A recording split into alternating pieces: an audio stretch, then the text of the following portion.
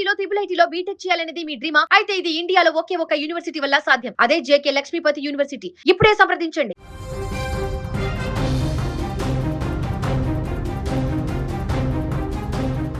తెలంగాణ రాష్ట్ర వ్యాప్తంగా వాతావరణంలో పెను మార్పులు చోటు చేసుకున్నాయి. రాబోయే కొన్ని గంటలలో రాష్ట్రం పైన భారీ వర్షాల పంజా విసరనుంది. ఈ మేరకు హైదరాబాద్ వాతావరణ కేంద్రం అత్యవసర హెచ్చరికలు జారీ చేసింది. ప్రజలందరూ అప్రమత్తంగా ఉండాలని అధికారులు సూచించారు.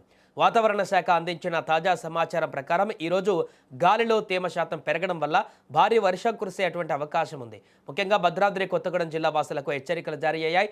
రాబోయే గంటలో ఈ ప్రాంతంలో వాతావరణం పూర్తిగా మారిపోనుంది.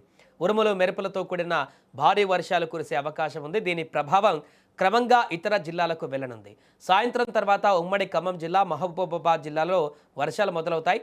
ఈ జిల్లాలలో బలమైనటువంటి ఈదురుగాలులు వీచే అవకాశం ఉందని అధికారులు అంచనా వేస్తున్నారు.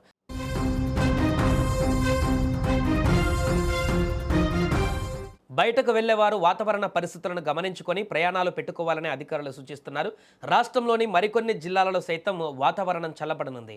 ఆదిలాబాద్, వికారాబాద్, సంగారెడ్డి, నాగర్ కర్నూలు జిల్లాలలో రాబోయే 2 గంటల వ్యవధిలో అక్కడక్కడ తేలికపాటు నుంచి మోస్తారు వర్షాలు కురుస్తాయి. అకాల వర్షాల వల్ల రోడ్లపైన నీరు చేరే ప్రమాదం ఉంది. ప్రయాణికులు జాగ్రత్తలు తీసుకోవాలని సూచనలు అందుతున్నాయి. లోతట్టు ప్రాంతాలలో నివసించేవారు అప్రమత్తంగా ఉండాలి.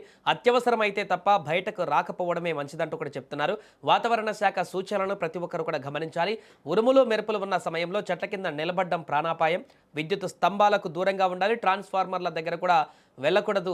రైతులు తమ పంట పొలాల వద్ద జాగ్రత్తగా ఉండాలి. బహిరంగ ప్రదేశాలలో ఉన్నప్పుడు మెరుపుల నుంచి రక్షణ పొందేందుకు సురక్షితమైనటువంటి భవనాలలో ఆశ్రయం పొందాలి. రైతులు కూడా తమ పంటలను కాపాడుకునేందుకు అవసరమైనటువంటి ముందస్తు జాగ్రత్తలు తీసుకోవాలని చెప్తున్నారు.